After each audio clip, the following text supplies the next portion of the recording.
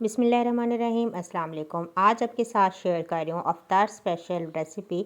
रमज़ान आ रहा है, बहुत ही मज़ेदार से पकोड़े तकरीबन रोज़ ही तैयार होते हैं, तो तरह तरह से पकोड़े मुख्तलिफ़ रेसिपीज़ के ज़रिए आप ट्राई कर सकते हैं। यहाँ मैंने आज चाइनीज़ पकोड़े बनाए हैं, तो आइए देखते हैं किस तरीके से ये बनेंगे मज़ेदार से चाइनीज़ पकोड़े। यहाँ पर एक बड़े साइज़ का आलू था, उसको मैंने स्लाइस कर लिया और साथ ही मैंने सब्ज़ प्याज डाली। इसका ग्रीन और वाइट पार्ट दोनों ही मैंने इसके अंदर शामिल कर दिए।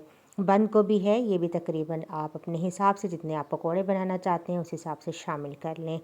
गाजरें हैं, ये मैंने इस तरीके से लंबाई में काट ली थी, ये भी आप इसके अंदर शामिल कर लें। सब्जियां आप अपने टेस्ट के मुताबिक जो है वो शामिल कर सकते हैं। शिमला मिर्च है, ये भी मैंने लंबाई में काट ली थी, ये भी शामिल कर लें।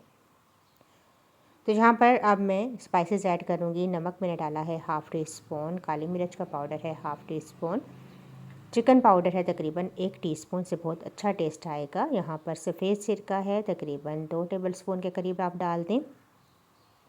2 टेबलस्पून ही मैंने इसमें सोया सॉस डाला है और तकरीबन 1 टेबलस्पून के करीब मैंने इसके अंदर कुटी हुई लाल मिर्च शामिल की हैं। यहाँ पर मेरे पास राइस फ्लोर है, यानी कि चावल का आटा, ये भी मैंने शामिल कर दिया है और बेसन शामिल किया है 1 कप। अब तमाम चीज़ों को अच्छे तरीके से हम मिक्स कर लेंगे।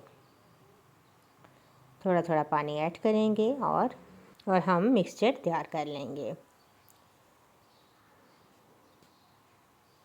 मुख्तलिफ़ तरह से पकोड़े बनाए जाते हैं, पसंद किए जाते हैं, तो आज मैं आपके साथ ये चाइनीज़ पकोड़ों की बहुत ही मज़ेदार सी रेसिपी शेयर कर रही हूँ।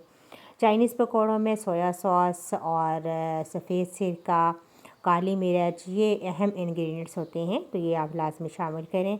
यहाँ पर मैंने ऑयल गरम किया है, इसके अंदर अब मैं पकोड़े डालूँगी और इनको फ्राई कर लूँगी। साथ आप चटनी बना लें, केचप के साथ सर्व करें, ग्रीन चटनी बना लें, तो बहुत ही मज़ेदार से ये पकोड़े आप अफ्तार स्पेशल में बनाकर एंजॉय कर सकते हैं।